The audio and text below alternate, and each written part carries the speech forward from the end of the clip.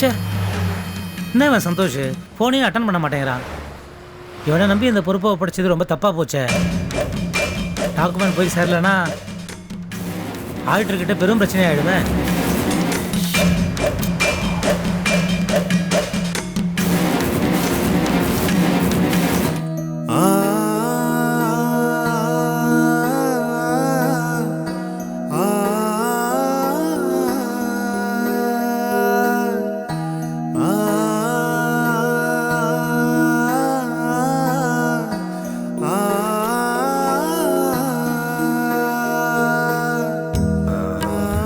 Kumar G, டைரக்டருக்கும் கேமராமேனுக்கும் மூணார் போய் location பார்க்கறதுக்கு 2 டிக்கெட் போட்டுருங்க.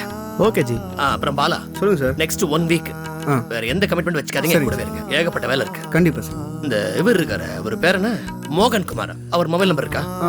இல்ல சார், வாங்கணும். நீங்க போய் இந்த ப்ரொடக்ஷன் மேனேஜர் கேட்டு வாங்க. இதை கேட்டு வந்து ஓகே.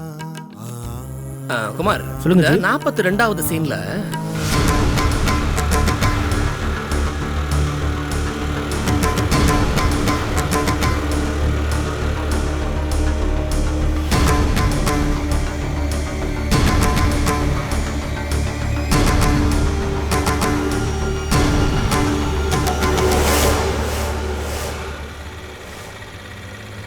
எக்ஸ்கியூஸ் மீ, ஒரு நிமிஷம்.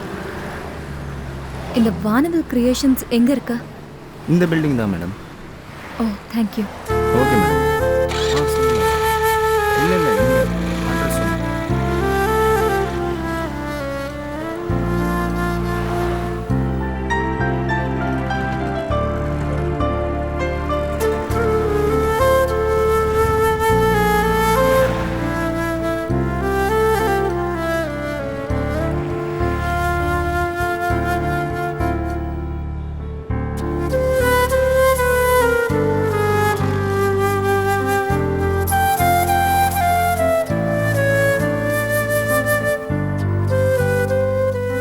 எக்ஸ்கியூஸ் மீ, சொல்லுங்க.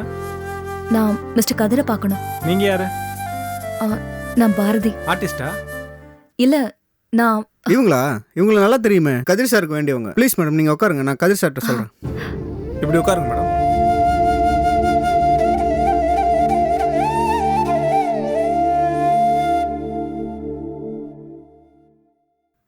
ரமேஷ் கேரக்டர் புவனேஸ்வரி கிட்ட தன்னுடைய காதல சொல்லும்போது உங்களை பார்க்க பாரதி வந்திருக்காங்க. பாரதியா? இந்த அட்ரஸ் அவளுக்கு எப்படி?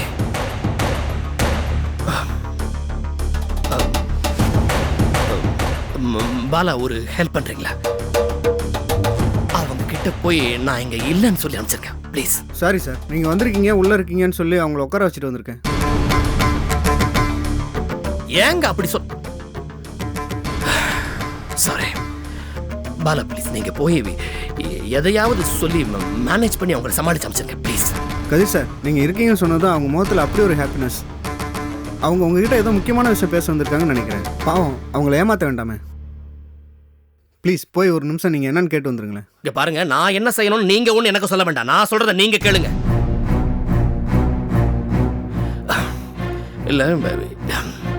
இல்ல பாலா, அது வந்து இல்ல, ப்ளீஸ் கொஞ்சம் புரிஞ்சுக்கங்களேன்.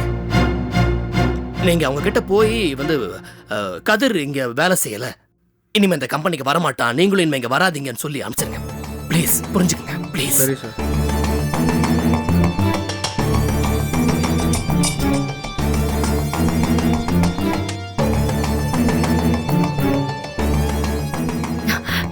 கதிர் சார் இன்னும் ஆஃபீஸ்க்கு வரல. சாரி, நான் தான் அவர் உள்ளே இருக்காருன்னு தப்பாக நினச்சிட்டேன். தப்பாக நினச்சி உங்களை வெயிட் பண்ணவும் சொல்லிட்டேன். இப்போ தான் சொன்னாங்க அவர் இந்த ப்ராஜெக்டே வேணான்னு சொல்லி விட்டுட்டாராம். சாரி, அவர் இனிமேல் இந்த கம்பெனிக்கு வரமாட்டார்.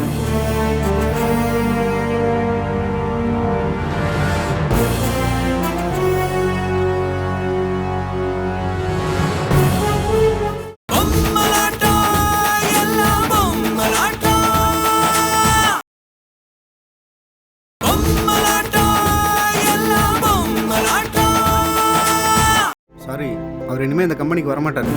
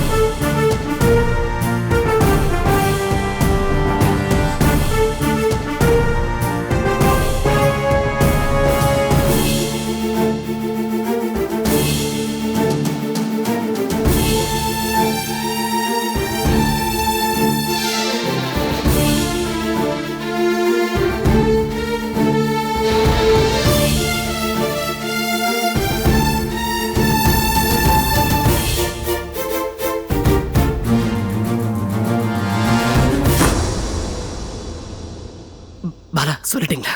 சொல்லிட்டேன் சார், அவங்களும் போயிட்டாங்க. ஏன் சார், ஏன் அப்படி சொல்ல சொன்னீங்க? உங்களுக்குள்ள அப்படி என்னதான் பிரச்சனை? ஆர்டிஸ்ட் லொகேஷன்லாம் பிரித்து ஷெட்யூல் போட சொன்னேன், போட்டிங்களா? சொன்ன வேலையை செய்யாதீங்க, சொல்லாதெல்லாம் கேளுங்க. வேலையை பாருங்க, தேவையில்லாம பேசிக்கிட்டு.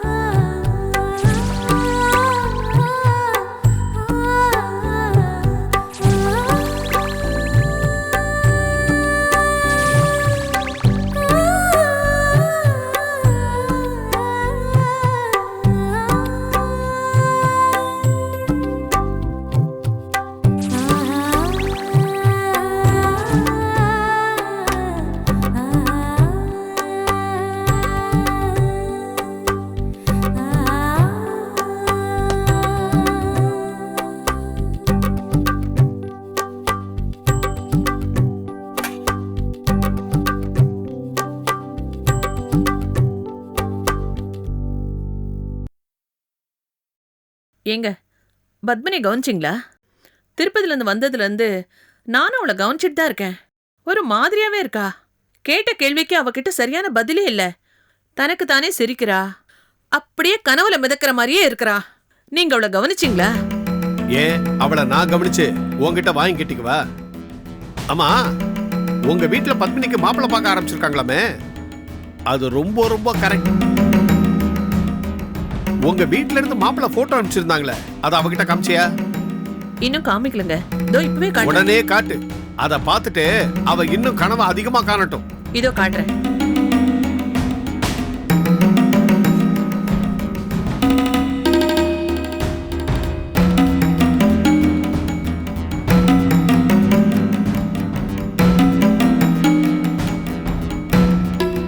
பத்மினி, ஒன்ன தாண்டி அடுத்த வாரம் ஊர்ல இருந்து மாப்பிள்ளை வீட்டுக்காரங்க உன்னை பொண்ணு பார்க்க வரப்போறாங்க. அதுக்கு முன்னாடி மாப்பிள்ளையோட போட்டோவை பாரு. ஏண்டி பாக்கலையா? எதுக்கு பார்க்கணும்? நான் தான் ஏற்கனவே பார்த்துட்டேனே. இன்னும் அவர் என் கண்ணுக்குள்ளேயே இருக்காரு. யார சொல்ற? மாப்பிள்ள, என்னை கட்டிக்க போற மாப்பிள்ள சந்தோஷ் வந்தாரு, பொண்ணு பார்த்துட்டு போயிட்டாரு. என்னடி, நானும் வந்ததுல இருந்து உன்னை பாத்துக்கிட்டு தான் இருக்கேன். ஒரு மாதிரியாவே இருக்கேன். பைத்தியக்காரத்தனமா பேசுற. யாரு அந்த சந்தோஷ்? ஓ, அவர் உனக்கு தெரியாதா? பாபாவுக்கு தெரியும். அவர் வேலை பார்க்குற கம்பெனியோட எம்டி. அவரா? அவர் இங்க எப்ப வந்தாரு? நீங்க திருப்பதி போயிருந்தீங்கல்ல, அப்போ. நான் அவரை தான் கட்டிக்க போறேன்.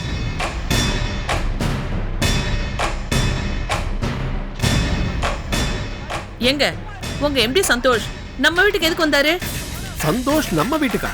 ஆமாங்க, நம்ம திருப்பதிக்கு போயிருந்தப்போ வந்திருக்காரு. அவரை தான் கட்டிக்குவேன்னு அவ ஏதோ உளறிட்டு இருக்கா. பத்மினி, பத்மினி இங்க வா.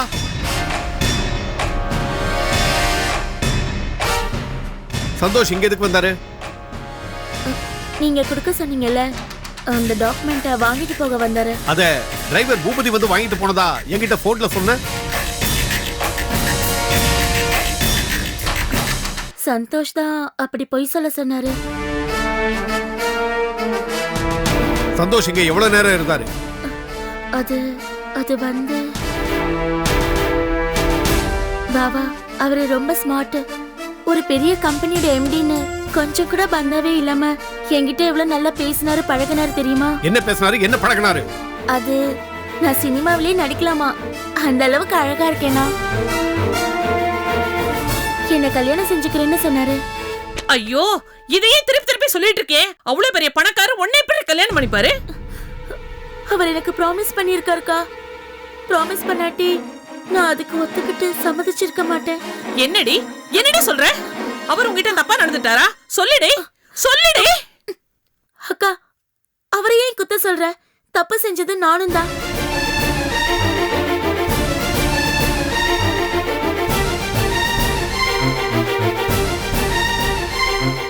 என்னங்க உங்க முதலாளி பையன் இப்படி பண்ணிட்டான்? உன் தங்கச்சி பற்றி யோகியமா?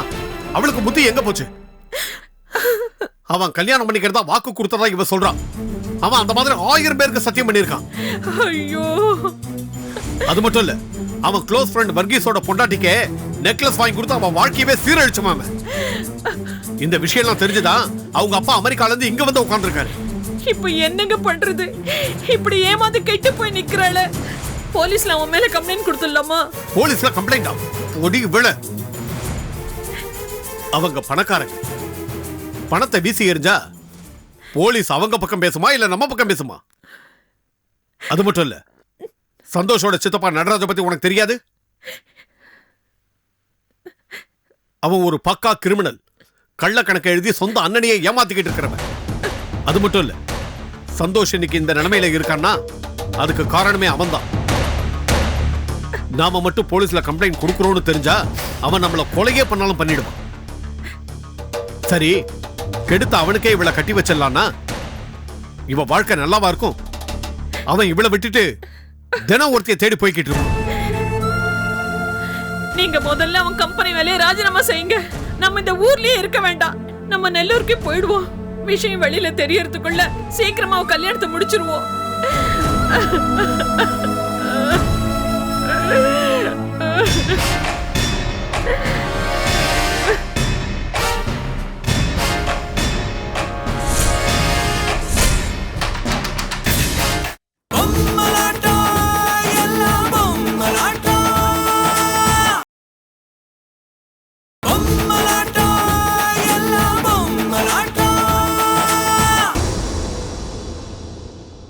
ஜி, டைரக்டருக்கும் கேமராமேனுக்கும் மூணாருக்கு அப் அண்ட் டவுன் டிக்கெட் போட்டாச்சு. Very good sir. First schedule copy xerox போட்டு எல்லா டிபார்ட்மெண்ட்டுக்கும் கொடுத்துட்டேன். நாம வேகமா தான் இருக்கோம். ஆனா ஆபீஸ் பாய்க்கு தான் சுறுசுறுப்பு பத்த மாட்டேங்குது. டீ சொல்லி எவ்வளவு நேரம் ஆச்சு, இன்னும் வரல. ஒன்று பண்ணுவோமா, பக்கத்துல தானே கடை, போய் டீ குடிச்சிட்டு வந்துருவோமா? ஓகே, நம்மளும் அப்படியே ரிலாக்ஸ் பண்ண மாதிரி இருக்கும். வாங்க வாங்க.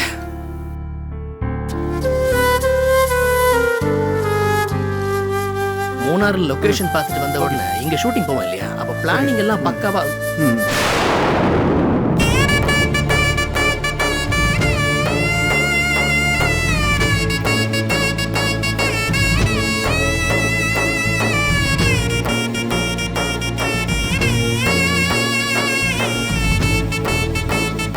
வணக்கம் சார். என்ன சார், டீ குடிக்க கிளம்பிட்டீங்களா? சாரி சார், நான் உங்களுக்கு டீ வாங்கலான்னு தான் கிளம்புனேன். அதுக்குள்ளே வேறு வேலை வந்துருச்சு. பரவாயில்லப்பா, நாங்கள் வெளியே போய் சாப்பிட்டுறோம் சார். சார், காலையில் அவங்க நம்ம ஆஃபீஸுக்கு வந்து உங்களை பார்க்கணுன்னு சொன்னாங்க. நீங்கள் தான் ஏற்கனவே சொல்லியிருக்கீங்களே சார், அதனால் கதிர் சார் ஆஃபீஸ்க்கே வரல, இந்த கம்பெனிக்கே இனிமேல் வரமாட்டார் அப்படின்னு நீங்கள் சொன்ன மாதிரியே சொன்னேன். ஆனால் அவங்க தான் போகாமல் இங்கேயே வெயிட் பண்ணிகிட்டு இருக்காங்க.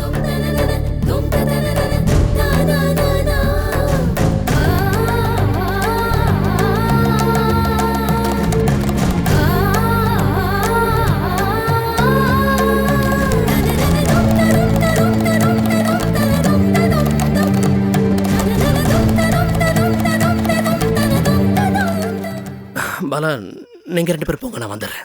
Okay sir. வா சுரேஷ், போகலாம்.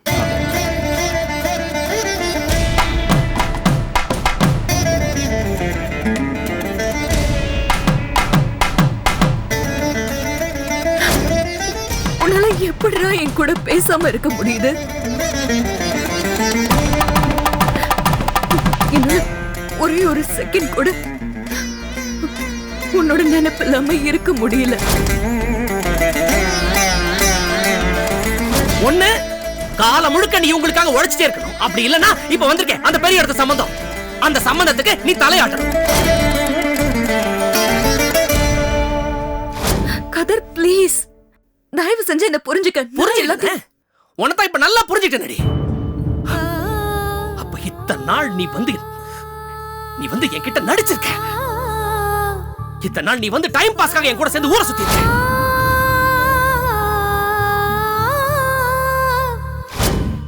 அப்போ உனக்கு வந்து உன்னுடைய அப்பா, அம்மா, தம்பி, தங்கச்சிங்க, அவங்களுடைய வாழ்க்கை அதுதான் முக்கியம்.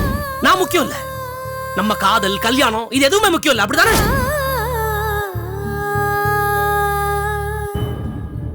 போதுடி, போதும். இப்ப சொல்றேன், எப்ப நான் தேவையில்லை நீ முடிவு பண்ணிட்டியோ இப்ப நான் சொல்றேன் எனக்கு நீ தேவையில்லை